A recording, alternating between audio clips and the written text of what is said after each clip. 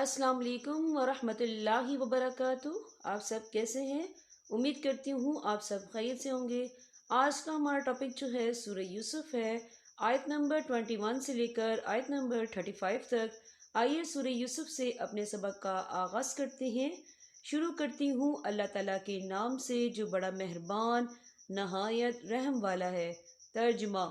اور مصر کے جس آدمی نے انہیں خریدا، اس نے اپنی بیوی سے کہا کہ اس کو عزت سے رکھنا، مجھے ایسا لگتا ہے کہ یہ ہمیں فائدہ پہنچائے گا یا پھر ہم اسے بیٹا بنا لیں گے۔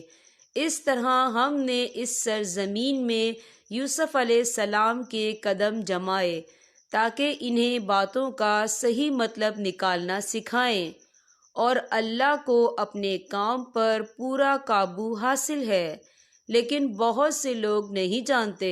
اور جب یوسف علیہ السلام اپنی بھرپور جوانی کو پہنچے تو ہم نے انہیں حکمت اور علم عطا کیا، اور جو لوگ نیک کام کرتے ہیں ان کو ہم اسی طرح بدلہ دیتے ہیں۔ اس عورت نے جس کے گھر میں یوسف علیہ السلام تھے، یوسف کو بہلانا پسلانا شروع کیا کہ وہ اپنے نفس کی نگرانی چھوڑ دے، اور دروازے بند کر کے کہنے لگی، لو آ جاؤ۔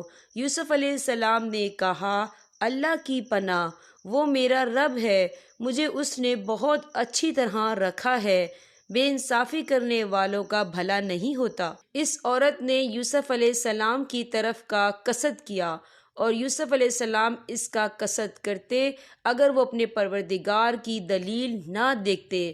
یوں ہی ہوا کہ ہم اس سے برائی اور بے حیائی دور کر دیں، بے شک وہ ہمارے چنے ہوئے بندوں میں سے تھا۔ اور دونوں آگے پیچھے دروازے کی طرف دوڑتے، اور اس کشمکش میں اس عورت نے ان کے قمیص کو پیچھے کی طرف سے پھاڑ ڈالا۔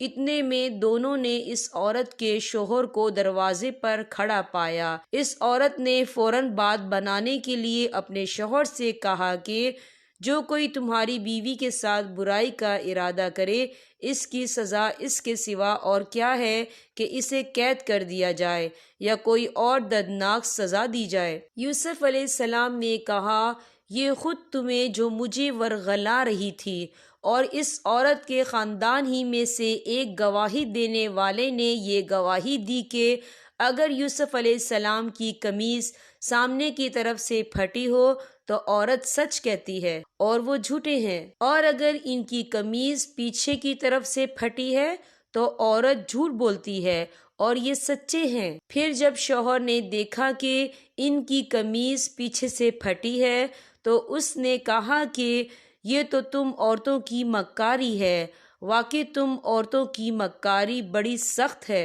یوسف، تم اس بات کا خیال نہ کرو، اور اے عورت، تو اپنے گناہ کی معافی مانگ، یقینی طور پر تو ہی خطا کار تھی۔ اور شہر میں کچھ عورتیں یہ باتیں کرنے لگیں کہ عزیز کی بیوی اپنے نوجوان غلام کو ورغلا رہی ہے، اس نوجوان کی محبت نے اسے فریفتہ کر لیا ہے، ہمارے خیال میں تو یقینی طور پر وہ کھلی گمراہی میں مبتلا ہے۔ چنانچہ جب اس عزیز کی بیوی نے ان عورتوں کے مکر کی یہ بات سنی تو اس نے پیغام بھیج کر انہیں اپنے گھر بلا لیا، اور ان کے لیے ایک تکیوں والی نشست تیار کی، اور ان میں سے ہر ایک کے ہاتھ میں ایک چاقو دے دیا، اور یوسف علیہ السلام سے کہا کہ ذرا باہر نکل کر ان کے سامنے آ جاؤ۔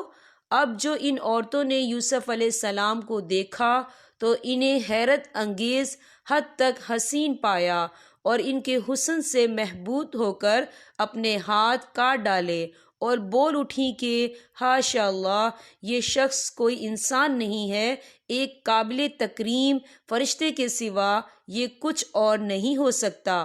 عزیز کی بیوی نے کہا، اب دیکھو، یہ ہے وہ شخص جس کے بارے میں تم نے مجھے طعنے دیے تھے۔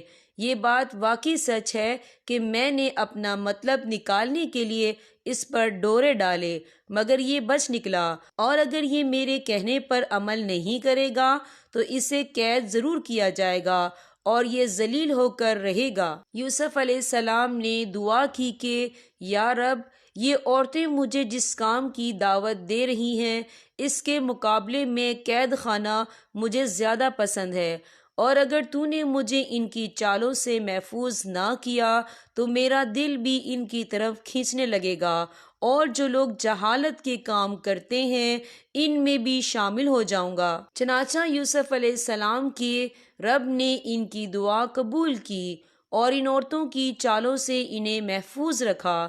بے شک وہی ہے جو ہر بات سننے والا، ہر چیز جاننے والا ہے۔ پھر ان لوگوں نے یوسف علیہ السلام کی پاکدانی کی بہت سی نشانیاں دیکھ لینے کے بعد بھی مناسب یہی سمجھا کہ انہیں ایک مدت تک قید خانے میں بھیج دیں۔ یہاں پر ہمارے سبق کا اختتام ہوتا ہے۔ اللہ پاک تمام امت مسلمہ کو قرآن پاک پڑھنے، سمجھنے اور اس پر عمل کرنے کی توفیق عطا فرمائے۔ اب میں آپ سے اجازت چاہوں گی۔ السلام علیکم ورحمۃ اللہ وبرکاتہ۔